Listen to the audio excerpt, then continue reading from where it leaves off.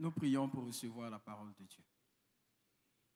Dieu Tout-Puissant, rends-nous attentifs par ton Esprit Saint, afin que nous apprenions par la prédication de ta parole à discerner ta volonté et à conformer notre vie aux enseignements de ton évangile. Opère cette grâce en nous pour l'amour de Jésus-Christ, ton Fils, notre Seigneur. Amen. Lecture de l'Ancien Testament tirée du livre de Deutéronome en son chapitre 16, les versets 11 à 20. Deutéronome 16, versets 11 à 20. Tu te réjouiras devant l'Éternel, ton Dieu, dans le lieu que l'Éternel, ton Dieu, choisira pour y faire résider son nom. Toi, ton fils et ta fille, ton serviteur et ta servante, le Lévite qui sera dans tes portes et l'étranger, l'orphelin et la veuve qui seront au milieu de toi. Tu te souviendras que tu as été esclave en Égypte et tu observeras ses lois et les mettras en pratique. Tu célébreras la fête des tabernacles pendant 7 jours, quand tu recueilleras le produit de ton aire et de ton pressoir. Tu te réjouiras à cette fête, toi, ton fils et ta fille, ton serviteur et ta servante, et le Lévite, l'étranger, l'orphelin et la veuve qui seront dans tes portes.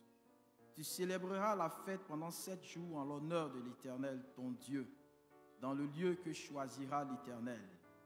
Car l'Éternel, ton Dieu, te bénira dans toutes tes récoltes et dans tout le travail de tes mains, et tu te livreras entièrement à la joie. 3 fois par année, tous les hommes d'entre vous se présenteront devant l'Éternel, ton Dieu, dans le lieu qu'il choisira, à la fête des pains sans levain, à la fête des semaines et à la fête des tabernacles. On ne paraîtra point devant l'Éternel les mains vides. Chacun donnera ce qu'il pourra, selon les bénédictions que l'Éternel, ton Dieu, lui aura accordées. Tu établiras des juges et des magistrats dans toutes les villes que l'Éternel, ton Dieu, te donne selon tes tribus, et ils jugeront le peuple avec justice. Tu ne porteras atteinte à aucun droit, tu n'auras point égard à l'apparence des personnes, et tu ne recevras point de présent, car les présents aveuglent les yeux des sages et corrompent les paroles des justes. Tu suivras ponctuellement la justice, afin que tu vives et que tu possèdes le pays que l'Éternel, ton Dieu, te donne. Amen.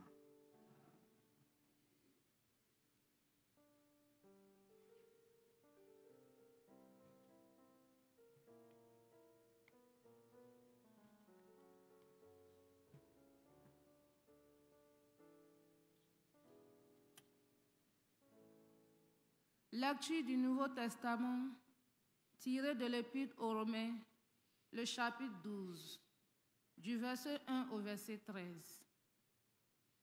Romains chapitre 12, les 13 premiers versets. Nous lisons. Je vous exhorte donc, frères, par les compassions de Dieu, à offrir vos corps comme un sacrifice vivant, saint, agréable à Dieu, ce qui sera de votre part un culte raisonnable. Ne vous conformez pas au siècle présent, mais soyez transformés par le renouvellement de l'intelligence, afin que vous discerniez quelle est la volonté de Dieu, ce qui est bon, agréable et parfait.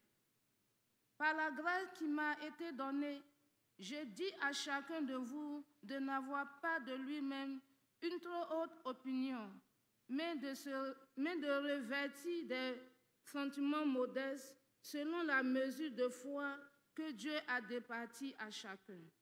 Car comme nous avons plusieurs membres dans un seul corps et que tous les membres n'ont pas la même fonction, ainsi, nous qui sommes plusieurs, nous formons un seul corps en Christ.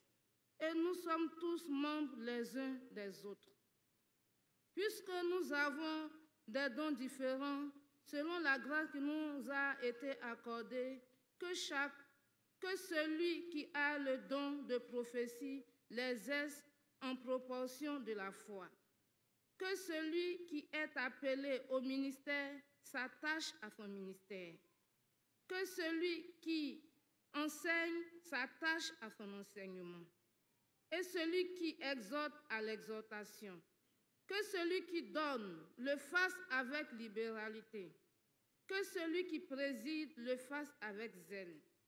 Que celui qui pratique la miséricorde le fasse avec joie. Que l'amour soit sans hypocrisie. Ayez le mal en horreur. Attachez-vous fortement au bien.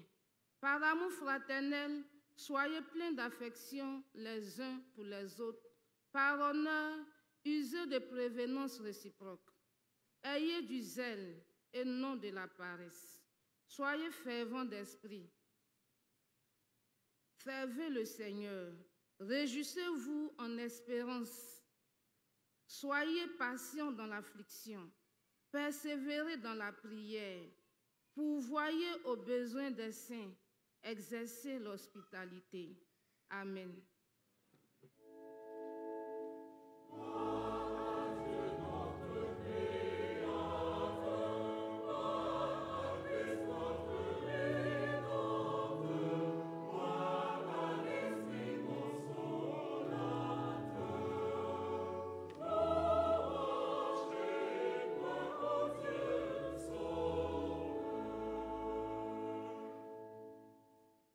Nous trouvons notre troisième lecture dans l'évangile de Jésus-Christ, selon le témoignage de Luc en son chapitre 4. Et là, nous lirons à partir du verset 14 jusqu'au verset 21. Luc 4, verset 14 au verset 21. Et nous lisons. Jésus, revêtu de la puissance de l'Esprit, retournant en Galilée, et sa renommée se répandit dans tout le pays d'alentour. Il enseignait dans les synagogues et il était glorifié par tous. Il se rendit à Nazareth, où il avait été élevé, et selon sa coutume, il entra dans la synagogue le jour du sabbat. Il se leva pour faire la lecture, et on lui remit le livre du prophète Ésaïe. L'ayant déroulé, il trouva l'endroit où il est écrit « L'Esprit du Seigneur est sur moi, parce qu'il m'a oint pour annoncer une bonne nouvelle aux pauvres. Il m'a envoyé pour guérir ceux qui ont le cœur brisé, pour proclamer aux captifs la délivrance et aux aveugles le recouvrement de la vue, pour renvoyer libres les opprimés, pour publier une année de grâce du Seigneur. » Ensuite, il roula le livre, le remit au serviteur et s'assit. Tous ceux qui se trouvaient dans la synagogue avaient les regards fixés sur lui.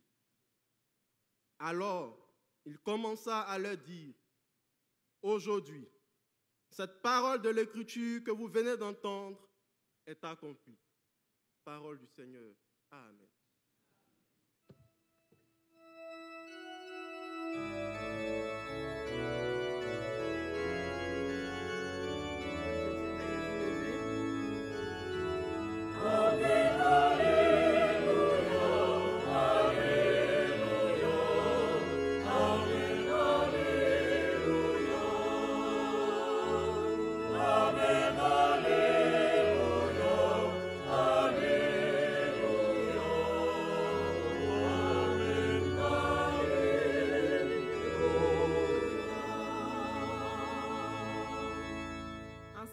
Chantons le cantique numéro 57 de notre recueil Gloire à Dieu pour nous préparer à recevoir la méditation. Numéro 57, ensemble.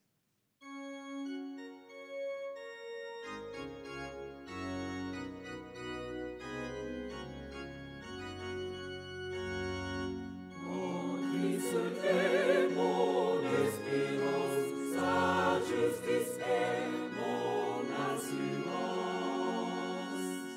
Il est devant Dieu mon appui, je n'en veux point d'autre que lui.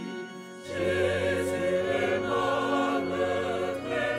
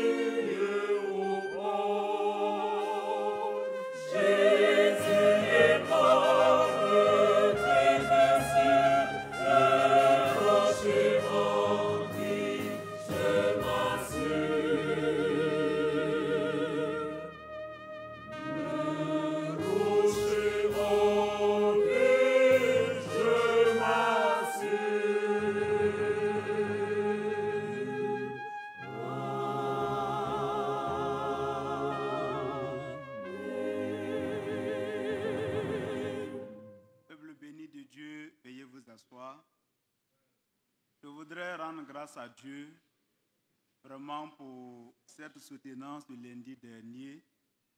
Nous avons soutenu sur la monoparentalité et la déviance sociale chez les jeunes dans la commune de Cocody. Et avec l'aide de Dieu, nous avons pu obtenir la mention très honorable.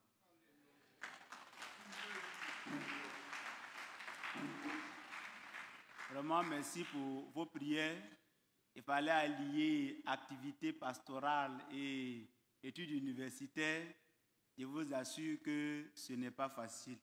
Mais quand vous priez pour nous, voici les résultats. Et nous voudrons vraiment remercier Maman Dia vraiment pour tout le soutien, pour tous les encouragements. Parce que toutes les fois que nous disions « je ne peux pas », elle dit « mon mari, tu peux, réveille-toi, tu vas étudier ». Il dit « mais il y a telle réunion, je ne me suis pas encore préparé ». Non, tu peux. Et effectivement, j'ai pu. Que Dieu soit béni. Vraiment, merci beaucoup à vous tous. Prions le Seigneur. Éternel, tu es notre assurance. Éternel, tu es notre rocher. Nous venons à toi pour t'écouter. Merci. Parce que tu descends du ciel pour nous enseigner toi-même. Au nom de Jésus. Amen. Le jubilé est en train de réhabiliter le bâtiment du derrière. Et par rapport à cela, plusieurs enfants de l'école du dimanche sont au milieu de nous. Donc c'est leur première fois d'être avec nous. Ils vont se tenir debout. On va acclamer Dieu pour eux. Tous ceux qui sont venus de l'école du dimanche, qui sont avec nous, ça a été annoncé dimanche passé. Veuillez vous lever. On va acclamer Dieu pour vous. Voilà, on acclame Dieu pour eux. On acclame Dieu. Parce qu'ils vont diriger l'église demain. On veut pas, ils seront les pasteurs de demain, les PL de demain, les docteurs de demain, les professeurs de demain, les comptables de demain, les ingénieurs de demain, les ministres de demain, les gouverneurs de demain, les préfets de demain, les médecins de demain. Ils seront tous demain pour la gloire de Dieu. Les pilotes de demain, que Dieu vous bénisse. Pourquoi pas le président de la République de demain? Alors que Dieu les bénisse. Que Dieu les bénisse. Aujourd'hui, c'est la journée de l'unité chrétienne et le Conseil œcuménique des églises, en abrégé COHE, nous propose comme sujet « Tu rechercheras la justice, rien que la justice ». Donc, comme les enfants sont au milieu de nous, il faut prêcher de sorte à ce qu'ils comprennent. Voilà. Il faut prêcher de sorte à ce qu'ils comprennent. Voilà. Donc, excusez-moi si je descends beaucoup au niveau du langage. Alors, le verbe rechercher, c'est-à-dire, c'est chercher beaucoup. Il faut chercher ardemment. C'est chercher avec force.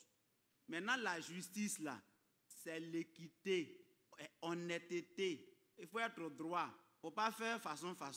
C'est-à-dire, celui qui a raison, là, il faut lui dire qu'il a raison. Celui qui a tort, là, il faut lui dire qu'il a tort. C'est ce que l'Église veut nous dire ce matin. Donc, pour reformuler notre sujet, on va dire que tu aimeras la droiture, rien que la droiture. Et les versets 18 et 19 du texte lucanien que nous avons lu, c'est-à-dire l'évangile de Luc qu'on a lu, c'est ce qui nous sert de méditation. L'Esprit du Seigneur est sur moi, parce qu'il m'a oint pour annoncer la bonne nouvelle aux pauvres. Il m'a envoyé pour guérir ceux qui ont le cœur brisé, pour proclamer aux captifs la délivrance et aux aveugles le recouvrement de la vue, pour envoyer libres les opprimés, pour publier une année de grâce du Seigneur. Jésus, comme cela a été prêché le dimanche passé, après son baptême par Jean-Baptiste, il est allé au désert. Il a été tenté pendant 40 jours. Après cette scène, il est allé chez lui en Galilée. En son temps, Israël était divisé en 3 parties. Au nord, il y avait la Galilée. au milieu la Samarie et puis au sud la Judée. Donc, en Galilée, c'est une région oubliée. Aucun prophète ne venait de la Galilée. Et c'est de là-bas que Jésus est venu. Mon frère, ma soeur, toi qui n'as pas d'importance, Jésus vient pour te donner de la valeur. Si tu es contourné aujourd'hui, obéis à Jésus-Christ. Demain, tu deviendras incontournable. Vraiment, tu seras incontournable. Cela vient de Jésus-Christ. Donc, chez lui, en Galilée, Jésus est allé au temple. Le temple là s'appelle la synagogue. Et on lui a remis vraiment la loi. Et il a pris le texte d'Ésaïe 61, les versets 1 et 2. Et là-bas, tous les Juifs savent que ce texte annonce l'arrivée du Messie. Donc, lorsqu'il a lu le texte, il dit, cette parole que vous venez d'entendre là, c'est accompli. Ça veut dire que c'est lui qui est le Messie. Il s'est proclamé le Messie. Donc, notre terme, notre prédication a pour sujet, tu rechercheras la justice, rien que la justice. Journée de l'unité chrétienne. Un livre que j'ai lu, l'auteur justifie le fait qu'il y a beaucoup d'églises là, il donne les raisons suivantes. Il dit, il y a un roi qui allait dans une contrée qui était sous son pouvoir. Et il allait leur rendre visite. Et dans cette contrée-là, ce village-là, tout le monde était aveugle. C'est-à-dire les gens sont des aveugles. Donc le roi est allé leur rendre visite. Mais le moyen de déplacement était un éléphant. Quand le roi est arrivé, les aveugles l'ont accueilli avec beaucoup de joie. Ils ont dansé, ils l'ont très bien accueilli. Mais chacun est venu. En tout cas, il y en a qui ont touché la trompe, les ivoires, la queue, les oreilles, le dos. En tout cas, chacun a touché une partie. Et le roi est retourné dans son palais. Après son départ, voici un débat. Qu'est-ce qu'un éléphant? Chacun dit, un éléphant, il a de longues dents. Ça, c'est un éléphant. L'autre dit, non, toi tu mens. Un éléphant, il a une trompe. L'autre dit, non, un éléphant, il a un dos très large. Bien-aimés frères et sœurs, cet éléphant-là, c'est le symbole de Dieu. Et les aveugles, c'est nous.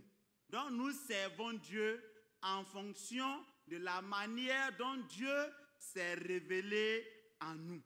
C'est pourquoi nous devons rechercher la justice. Alors le mot justice a été étroitement associé à la droiture et ce mot-là a évolué au cours de l'histoire. Au temps des patriarches, la justice signifiait la conformité aux valeurs reconnues, c'est-à-dire l'honnêteté, avoir des poids justes, des balances justes. Ça veut dire balance là. Il ne faut pas truquer, il ne faut pas mettre quelque chose dedans. Quand c'est 1 kilogramme là, on voit 1 kilogramme alors que c'est 700 grammes. Si c'est aujourd'hui, on dit compteur de courant là, pas mettre quelque chose en bas. Et puis, tu as des appareils, beaucoup d'appareils, comme on fait à repartir, climatiseur, laver habits, tout ça. Tu as tous ces appareils, facture vient, ça fait 5 000. Ah! Pourtant, il y a climatiseur au salon, climatiseur dans la chambre, climatiseur partout, même dans BC, même il y a climatiseur. Facture vient, 5 000 francs 00. Vous voyez, bien aimé, à l'époque mosaïque, c'est-à-dire au temps de Moïse, la justice a été caractérisée par la volonté de Dieu et les activités qui en résultent. Donc, la justice désignait les valeurs morales selon lesquelles Dieu juge le comportement des hommes. Donc, les hommes devaient pratiquer la justice.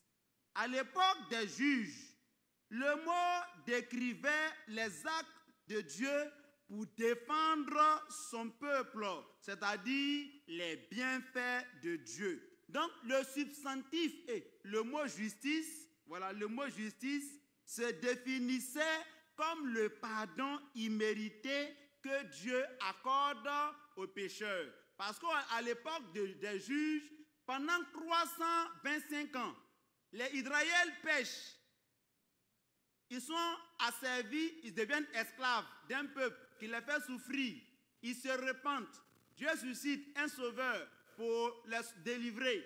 Et tant que le sauveur ou bien le juge est en vie, ils craignent Dieu. Une fois qu'il meurt, ils replongent dans le péché. Donc, on va voir par là que Dieu accorde sa grâce au peuple, à son peuple. Et dans le Nouveau Testament, comme la chorale l'a si bien chanté, Jésus-Christ est notre justice.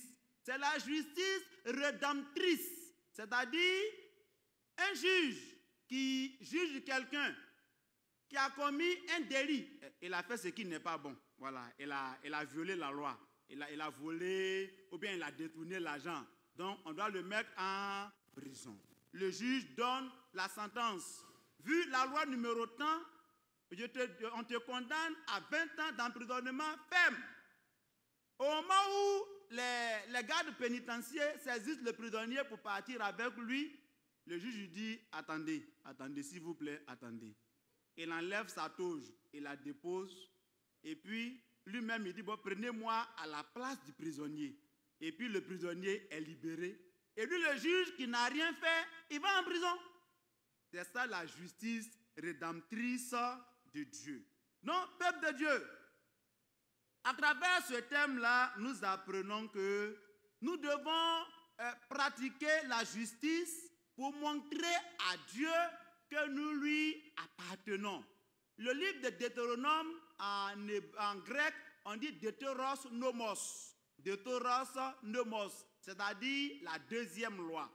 Tous ceux qui sont partis de l'Égypte avec Moïse sont tous morts dans le désert parce qu'ils murmuraient, ils se plaignaient tout le temps. Donc ils sont tous morts. Alors c'est une nouvelle génération qui rentrait à Canaan. Alors Dieu leur dit, pratiquez la justice. Il dit, quand tu fais ta fête là, voici les invités. La servante, le serviteur, le pasteur, l'orphelin, la veuve, l'étranger, les gens que tu vas inviter. Et puis eux, ils ne vont pas t'inviter à leur tour là. Ce sont eux qui vont inviter. S'ils t'invitent là, quel repas ils vont te donner? Quel bon repas tu vas manger? C'est la prière seulement ils vont te donner. Frère, ce sont ceux-là qu'il faut inviter pour montrer que ce peuple-là appartenait à l'Éternel. Alors les magistrats, en jugeant les gens, ils ne devaient pas recevoir des pots de vin. Ils ne devaient pas rentrer dans le contexte. Attention au contexte, ça peut nous détruire. Nous devons pratiquer la justice pour rendre à Dieu un vrai culte en lui offrant nos corps, en ne pratiquant pas le péché, en ne faisant pas les choses selon le monde, selon le siècle présent, en ne devenant pas orgueilleux, parce que Dieu n'aime pas ceux qui sont orgueilleux. Alors il nous demande de pratiquer la justice en exerçant le ministère qu'il nous a confié. Celui qui prophétise doit prophétiser. Celui qui chante doit chanter. On ne doit pas nous supplier pour servir Dieu, parce que Dieu peut se passer de nous. Tu es là-haut, tu n'es pas là-haut, Dieu sera glorifié. Mon frère, vraiment, quand tu dois faire quelque chose pour Dieu, oh mais si moi je ne suis pas là, il peut faire quoi? Il y avait une chorale. Une sœur avait une très belle voix. Et elle était malade. Le maître de chœur est arrivé dans le quartier. Il n'est pas allé la saluer. Et il y avait concours de chorale. La sœur dit, elle ne va pas. Pourquoi? Le maître de chœur n'est pas venu la saluer quand elle était malade. La chorale elle-même, tous les vieux de l'église, le directoire musical, le pasteur lui-même, tout le monde est allé lui demander pardon. Elle dit, jamais, je n'irai pas là-bas. Ils lui ont demandé pardon. Finalement, ils ont prié, ils sont partis et par la grâce de Dieu, ils ont été premiers. Vraiment, les gens ont rendu grâce à Dieu, ils sont venus. Alors, étant revenus, elle aussi, elle revient à la chorale. Alors le maître de chœur entend le chant. So, do, mi, la, so, 1, 2. Elle veut chanter. Voilà, elle est devenue comme pour Kalao. Mais il faut chanter maintenant. On dit non, appelez le pasteur va prier pour elle. Le pasteur dit, moi, elle n'a qu'à souffrir un peu. Après, je vais prier. Elle est restée dans ça là pendant 1 an. Et la chorale, tout le monde est allé l'entourer. La chorale a chanté. Quand ils ont prié, Dieu lui a redonné le don pour le louer. Peuple de Dieu, ce que Dieu nous donne comme don, on a les dons pour soutenir les hommes de Dieu. Faisons-le avec beaucoup de joie. On a le don pour prier. Il faut exercer le don pour ne pas se faire supplier. Quand tout le monde te sollicite, ne deviens pas orgueilleux. Nous devons pratiquer la justice pour pouvoir révéler le plan de Dieu aux hommes. C'est-à-dire Jésus est venu pour rétablir les hommes dans leur droit. Jésus vient pour te positionner. Là où le diable est venu t'avilir, là où le diable est venu t'enterrer, Jésus vient pour te déterrer, pour te replacer pour la gloire de Dieu. C'est là le Messie. Il dit qu'il est venu pour annoncer aux pauvres une bonne nouvelle. Alors quand on dit pauvre là, généralement on dit c'est quelqu'un qui n'a pas l'argent. Mais au sens spirituel, le mot pauvre prend le sens de quelqu'un qui ne connaît pas Dieu, même s'il est riche. Même s'il a tous les biens, il ne connaît pas Dieu, il est pauvre, il n'est rien, Dieu ne le voit même pas. Il est pauvre. Nous devons être des gens que Dieu voit, Dieu se réjouit. Et c'est quand Dieu te voit, Dieu est content. Et c'est le cas de Dieu quand il te voit. Frères et sœurs, vous voyez, il y a eu un grand homme qui a bâti sa maison sur près d'1 kilomètre. La clôture là, non, c'est formidable. Mais cet homme-là ne connaissait pas Dieu. Alors le féticheur lui a dit, si tu veux rentrer dans ta maison, dès que tu arrives au portail, tu rentres chez toi en reculant. Donc lui, il marche à marche arrière. Et quand il est devant sa porte, il prend du sable, il verse sur l'escalier, et c'est maintenant qu'il a le droit de se retourner pour rentrer dans sa maison. C'est pas malheureux ça là? Entre lui et puis celui qui a 200 francs par jour, là, entre les deux, qui est mieux? Frère, la richesse, c'est la connaissance de Dieu. Mais ça ne veut pas dire qu'il faut rester pauvre. Il faut se battre, et Dieu bénira tous nos efforts pour la gloire de Dieu. Alors aussi, ceux qui sont tristes, Jésus vient pour guérir tous les cœurs brisés. Pour ceux qui sont dans l'esclavage, il vient pour les libérer. Pour ceux qui souffrent vraiment et les aveugles, il vient pour leur ouvrir les yeux et il met fin à l'oppression pour renvoyer les gens libres. Tous ceux qui sont esclaves là, Jésus vient pour les libérer. Journée de l'unité chrétienne. Frères et sœurs, nous sommes tous un. Quel que soit le lieu où nous adorons, la foi en Jésus-Christ fait que nous tous, nous devenons aptes pour le ciel. Quelle que soit l'église où nous allons, ne faisons pas comme ces deux voisins-là. Ils sont de différentes communautés et les deux, à cause des palabres d'église, nous on adore comme ça, vous n'adorez pas comme ça, les deux ne se parlaient pas. Et le pire, c'est que les enfants ont fait palabre. Donc papa et maman, les deux côtés se sont appelés. Papa, cour A, a affronté papa de la cour B. Maman de la cour B a affronté maman de la cour A. Donc là même, ils ne se parlaient plus jamais. Et la veille de la crise, à la cour A, lui, il travaille dans une entreprise pétrolière. Il allait prendre près de 10 bouteilles de gaz, 28 kg. En tout cas, il a pris les bouteilles de gaz. Il n'a pas eu le temps pour faire son marché. L'autre côté, lui, il devait aller en voyage. Il allait faire le marché pour près de 2 mois. En tout cas, il a fait le marché, près de 200 000 francs de marché. Mais il n'a pas eu le temps de renouveler les bouteilles de gaz. Et les deux ne se parlent pas. La crise a commencé. Premier jour, ils ont dormi dans la faim. Les enfants disent, papa, chez papa de Papou là-bas, là, il y a gaz là-bas. Il y a gaz. L'autre côté dit, papa, chez maman de mamie là-bas, là, il y a mangé là-bas, mais ils n'ont pas gaz. Ah, vous voyez les enfants, quand ils insistent, tout le monde a faim.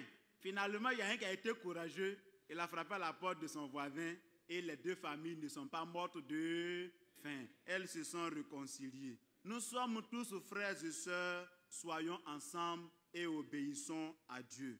Jésus, mon roi, est un merveilleux sauveur. C'est-à-dire lui là, c'est un merveilleux sauveur pour moi. Parce qu'il a caché mon âme au fond du rocher. Je ne suis pas n'importe qui. Tu n'es pas n'importe qui. Parce que Jésus, ton roi, t'a caché au fond de son amour. Alléluia.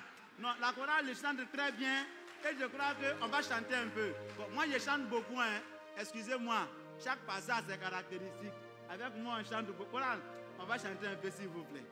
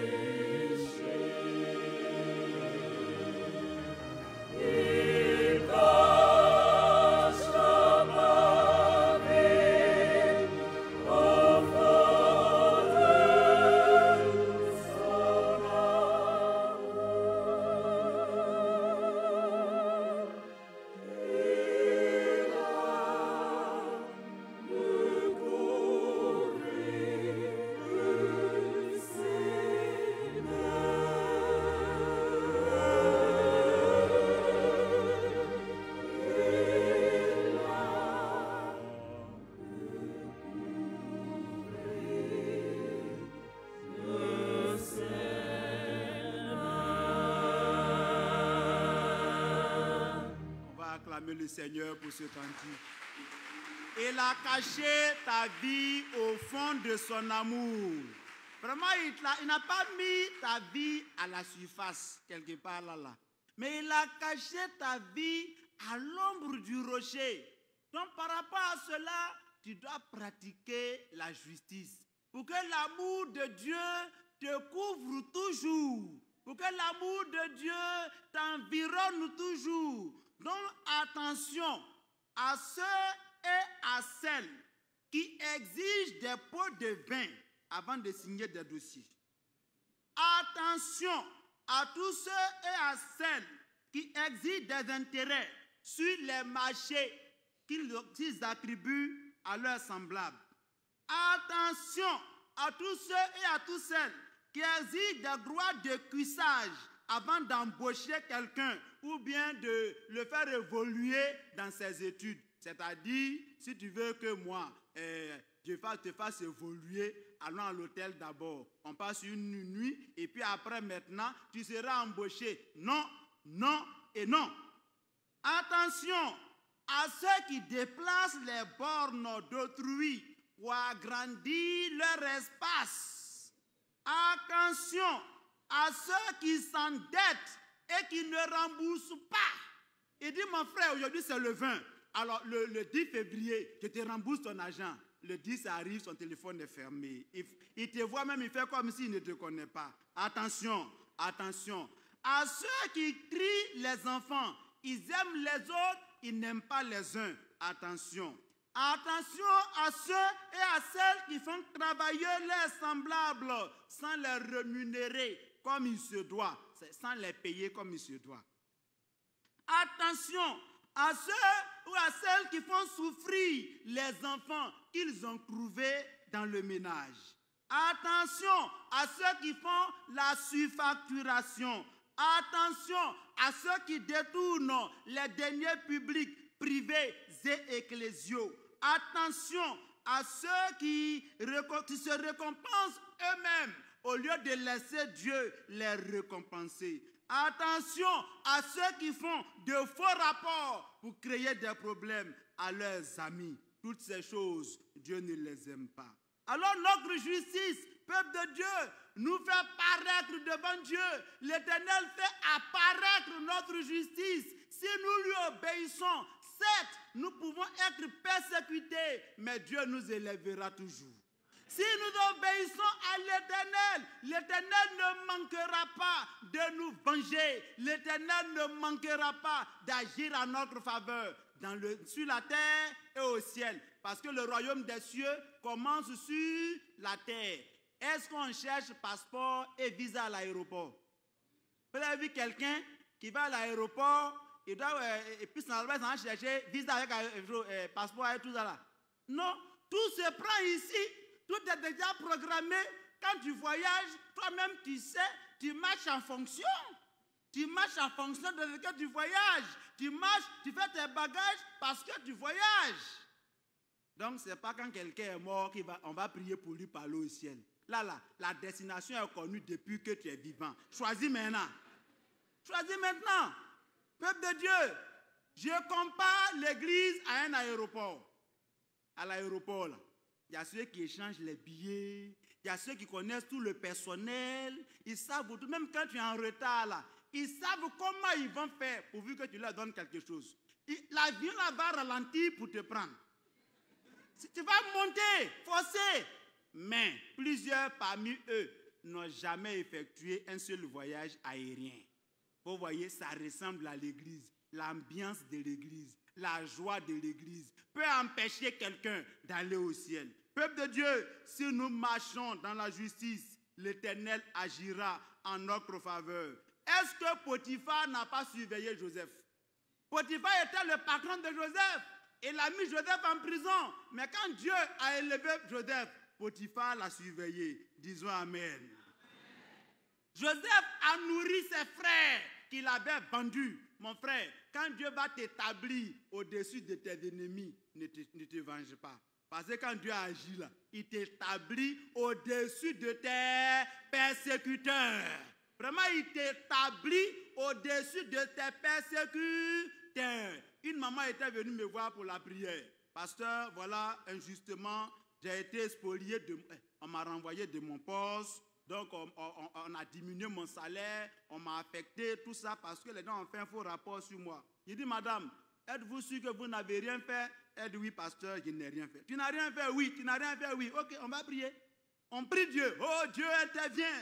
Oh, Dieu agit. Oh, Dieu glorifie ton nom. Le temps passe. Là où elle allait. Mais le nouveau patron l'a regardé.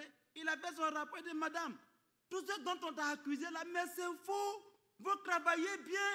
Donc, madame, vraiment, je vais voir votre cas. Mais entre dans là où elle a été, celui qui l'a remplacé, était tellement méchant qu'il n'y avait que des grèves dans l'entreprise. Alors un jour, les gens se sont réunis. On dit, mais qui était là et puis ça marchait? On dit, c'est la chrétienne. Eh, femme là, son affaire d'aujourd'hui, c'est trop d'air. C'est elle. On dit, madame, toutes nos excuses. Ça fait 3 ans que vous avez été rétrogradée. Nous vous faisons le rappel avec dédommagement de tout ce que nous vous avons privé. Il y a eu beaucoup d'argent, gloire à Dieu. Maintenant, ce qui m'a mené à danser, c'est qu'elle dit, pasteur, Dieu est bon. Il dit vraiment, Dieu est bon. Moi-même, je sais que Dieu est bon. Mais comment Dieu est bon aujourd'hui? Elle dit non, pasteur. Les gens qui ont fait les faux rapports contre moi là, on m'a ramené dans le service et maintenant je suis la patronne. Il dit, gain, gain, gain. Alléluia. Plusieurs ont demandé retraite anticipée, affectation. Ils sont tous partis. Mon frère, ma soeur, si tu demeures dans la justice, si tu marches dans la sainteté, tes ennemis vont se battre entre eux. Dieu va t'établir au-dessus de tes ennemis. Et quand quelqu'un se met à te combattre sans cause, c'est que Dieu le prépare pour t'applaudir. Jephthé a régné sur ses frères. Affaire d'héritage. Jephthé, sa mère, était une prostituée. Quand leur père est mort, ses frères ont dit, Jephthé, comme toi, ta mère est une prostituée, ce n'est même pas la peine que tu aies une part dans l'héritage. Donc Jephthé a été chassé. Il a appris à faire la guerre et Dieu l'a soutenu. Quand ses frères avaient des problèmes par rapport à la guerre, ils sont allés chercher Jephthé. Dieu a aidé Jephthé, il a remporté la victoire. Jephthé est devenu leur chef. Mardoché a remplacé Aman. Tous ceux qui empêchaient Batimée d'aller vers Jésus, tais-toi, ce sont eux qui ont fait la haie pour le conduire vers Jésus. Donc notre foi nous ouvre les portes. Notre vie de sainteté nous ouvre les portes. On dit autrefois, quand on cherchait un comptable dans une entreprise, on cherchait un méthodiste. Et frère, il faut que nous soyons ceux-là, comme nos parents autrefois, qui obéissaient à l'Éternel. Et Dieu agissait à leur faveur. Donc si Dieu dit que tu dois aimer la justice, tu dois pratiquer la justice, c'est pour ton propre bien, c'est pour ta propre bénédiction, c'est pour ta propre gloire. Obéissons à l'Éternel et l'Éternel nous rétablira dans nos droits sur la terre et au ciel. Vraiment recherchons la droiture et la justice parce que notre vie de sainteté est le gage de notre épanouissement social et spirituel. Conclusion.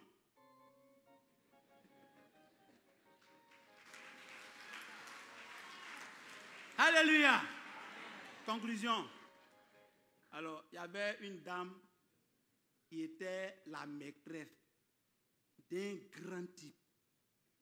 Elle est logée dans une grande maison de 4 voitures. En tout cas, dans notre quartier de Cocody.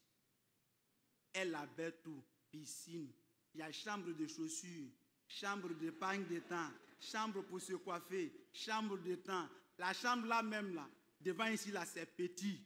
Vraiment climatisé même qu'il y a dedans, là. Vraiment, peut-être qu'on va mettre tout ce qu'il y a à l'église ici, là. Père, frère, c'était vraiment une dame. Et puis Dieu s'est révélé à elle pour lui dire, tu dois changer. Si tu ne changes pas, tu vas mourir. Mais elle s'est endurcie. Alors un jour, elle conduisait son véhicule, son beau véhicule, bien climatisé, vraiment formidablement beau, excellemment entretenu.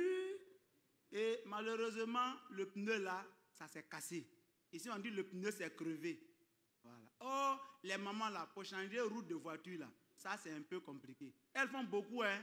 Donc pendant qu'elles réfléchissaient, il y avait une croisade d'évangélisation que les méthodistes organisaient. Quelqu'un a une parole de connaissance là-bas. Ainsi parle l'Éternel. C'est par ma puissance que tu es là. Si tu ne te repens pas, tu vas mourir. Ah. La dame a abandonné sa voiture. Elle allait se mettre à genoux. Elle dit, je me repens. Seigneur, je me repens. Je ne vais plus faire ce que j'ai fait. Seigneur, aie pitié de moi. Je suis maîtresse. Je renonce. Je renonce. Je renonce. Elle a renoncé. Mais ce qu'elle perdait, visa diplomatique. Ce n'est pas comme nous qui allons à l'ambassade pour faire rang pour chercher le visa là.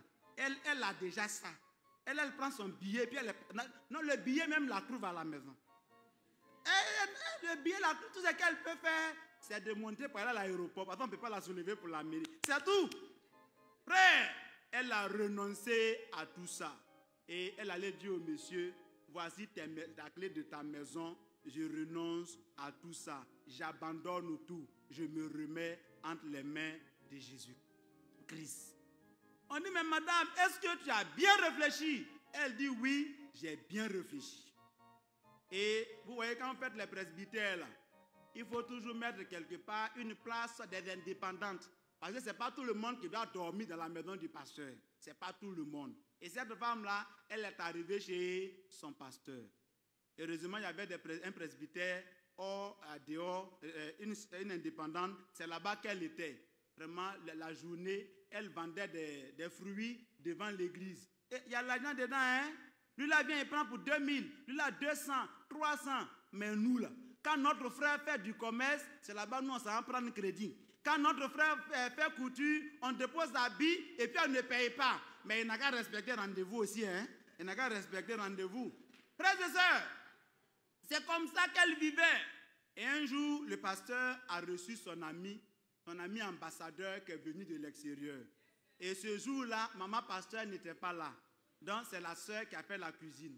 Alors, une maman que vous voyez un jour ordinaire, une maman que vous voyez pour la prière du soir, une maman que vous voyez dimanche, je peux vous dire que ça fait 3 mamans. Les mamans, que Dieu vous bénisse. Donc, ils ont mangé, le premier jour, ils ont mangé, 3e jour, ils ont mangé, et puis, l'ambassadeur dit, pasteur, dis-moi, c'est quelle femme qui passe devant nous ici, là même? Il dit, hey, mon ami, je t'ai mis sous jeûne la dernière fois, à 10h tu as mangé. Ma fille, elle a pris beaucoup, hein? Donc, ce n'est pas la peine, je te vois venir. Il dit, mais pasteur, ces femmes comme ça, il me faut. Où on allait là-bas, là, ma femme, on ne sait pas ce qu'elle a eu. Elle a fui, elle est partie. Donc, pardon, pasteur, aie pitié de moi. Vraiment, comme c'est pas qu'elle allait régler l'affaire là-bas, là. Tu as réglé quand elle dit, elle ne veut plus, elle est partie. Donc, pardon, il faut nous aider. Et finalement, avec l'aide de Dieu, vraiment, la sœur là et l'ambassadeur se sont mariés. Elle a eu plus que ce qu'elle avait avant. Si tu laisses tomber ce qui ne glorifie pas Dieu, Dieu te donnera ce à quoi tu ne t'attends pas. Que le Seigneur vous bénisse. Que sa grâce soit sur vous. Que sa bénédiction soit sur vous. Au nom de Jésus. Amen.